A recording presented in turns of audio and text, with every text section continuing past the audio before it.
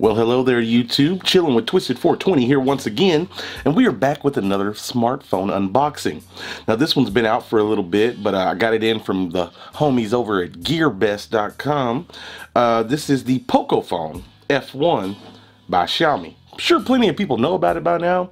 This thing is $309 for the global variant, which is what we have right here.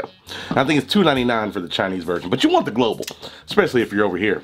So yeah, I think we have the graphite black version.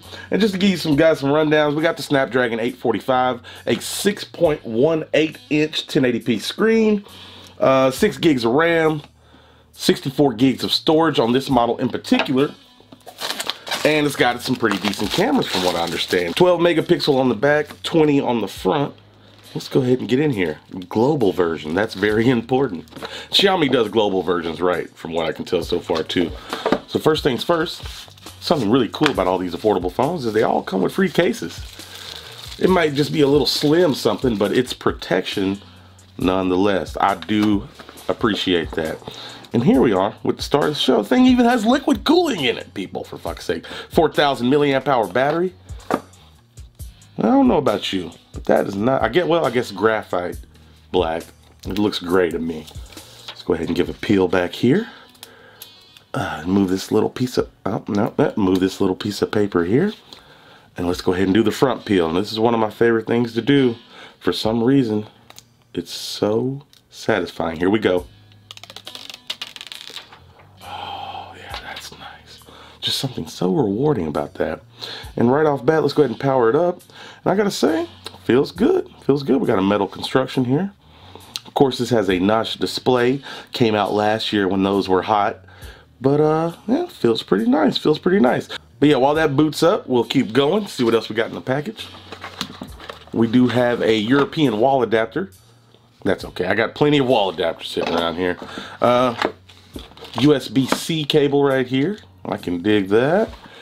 And we have a SIM removal tool in there. And that's it, people. That's all she wrote. No headphones, nothing else. Now, you guys know how I like to rock. What I'm going to do is go set this thing up, use it, snap some pics, watch some videos, so forth and so on, and kind of come back and give you guys kind of my first impressions. And then, of course, we're going to come back down the line and compare its camera to a few other phones that we have here, because I am amassing quite the phone collection. So yeah, people, I'll check back here shortly and we'll see what's going on. Alright folks, so I'm back. We got this thing set up, and I gotta say, it's quite snappy. I already got the gesture set up, so like if you go to something, you want to go back, you just swipe over, swipe like that to go home. I'm digging it. I'm digging it. I've been messing around with it, played with the camera, been doing some stuff. We'll show you some sample photos here shortly. The first thing I want to discuss is the screen. Now here's something interesting. For some reason, the HDR on YouTube, because this is a 1080p HDR screen, the HDR on YouTube is very dim for some reason. 52% off your car insurance rate. Yeah, I don't understand it, but it looks perfect on Netflix. So I don't know if that's maybe just an update that's needed, but it's hard to say just from watching it right here. But I'll show you the settings. Yeah, 1080, 60 frames per second, HDR. Damn it, it's gonna be hard to show on video, but just trust me, compared to other HDR screens, it's just not popping. And that's just on YouTube. Now, let me show you something here. We'll go over to Netflix. I had something pulled up earlier. Alright, so let me just pull up some Netflix. We'll pull up Lost in Space, and that'll pick up where it left off. And I gotta say, the HDR is much more noticeably brighter here on Netflix versus on YouTube. Like I said, it could be something that could be fixed with an update, but I gotta say, it looks fantastic on here. Now, for some reason, even on YouTube videos, they don't cut into the notch. The video doesn't go into the notch. This is full screen, so you have a black bar on either side, which that could be better, because notched out video just doesn't look great, especially with a notch this big. But yeah, HDR on Netflix, no problemo. It looks fantastic. All right, folks, so this thing does have dual stereo speakers. It's the earpiece and this speaker here, not this side. That's just a fake out, little fake out grill. But this, the earpiece isn't super duper loud, but overall not bad. Let me let you give you a little sample. So if I cover this up, you can hear it coming out of there just faintly.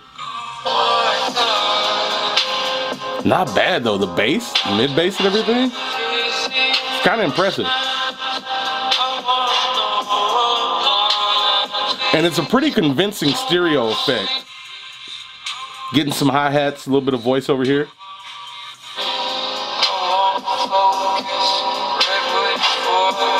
Yeah, not bad. I'm kind of impressed with the speaker setup. Alright folks, now we got to discuss these cameras. You know, I'll just go over a couple of things. We'll go more in depth later. And I am going to start including video samples with my reviews and other videos and things. But yeah, dual camera setup here, 12 megapixels. And I got to say, pretty damn nice camera, man. For a 3, I could see where a lot of the hype people were talking about it last year, the camera being, it's got some pretty good photos. I'm going to show you some examples here. I was just messing around today, playing around. I love the built-in AI that Xiaomi has. Does a really good job at detecting what it's looking at. And yeah, the photos came out pretty nice. I gotta say, I'm pleasantly surprised.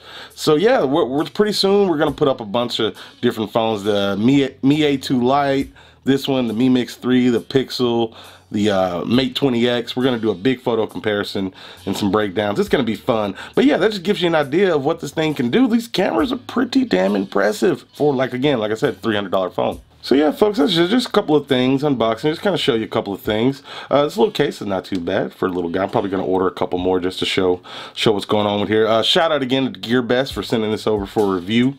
I still haven't even popped a SIM card in it. I know it's the global edition. We're going to see if LTE is looking good on Straight Talk, being that's my carrier.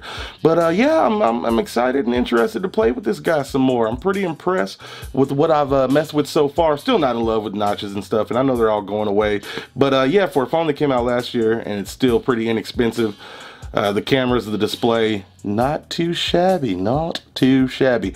But that's what I got for you this time, people. You guys stay tuned, stay sexy. I am out.